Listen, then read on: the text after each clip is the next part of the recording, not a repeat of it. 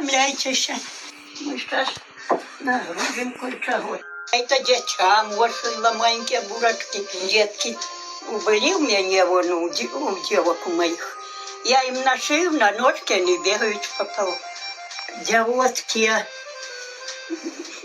юбки, какие были платья. И это мы уже богатшие были. Вот, потому они ж только у меня шили. Тут и булавочка. Тогда ж без хусток девки не ходили. Тогда надо обязательно обвязаться. Ой, как надевали эти платки. Вот.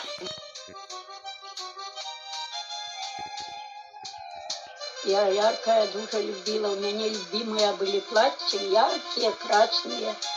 И беленькая, а цветами такими красивыми маколками. Это мои любимые были платья. Тогда же делились, а сегодня мое наденут, а завтра твое. И носили так переменное, коли в толчом. А теперь не делятся, теперь же этого нема, чтобы кто-то надел мою держу.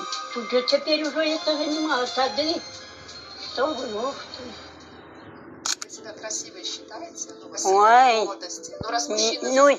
ну, я этого не считала. Я красивая, чи стромная, кто его знает. А как часто вы говорили мужчине, что вы красивая? Каждый бег, каждый кричал, чье красивейший, як ты человек. Вот дед был у них, глебцы, як пройду, он стой. Ох, идет-то, аж пишет, как рука, как нога, как сама. Никогда в жизни я ни кремом, ни никакой помадой я не пользовалась. Мы не знали тогда, что это такое. Мыло, вода, бурак. И эта помада у нас была. Бурак перережем, да по щеках. Прямо, чтобы подмышками не пахло. А ніяк. А кто тогда решал эту проблему? Скажите, пожалуйста. От бани до бани мылись. Теперь же каждый день миска стоит, купаются. А тогда это мы бачили, сай час. Не помню про душі. Ні, та дочкин.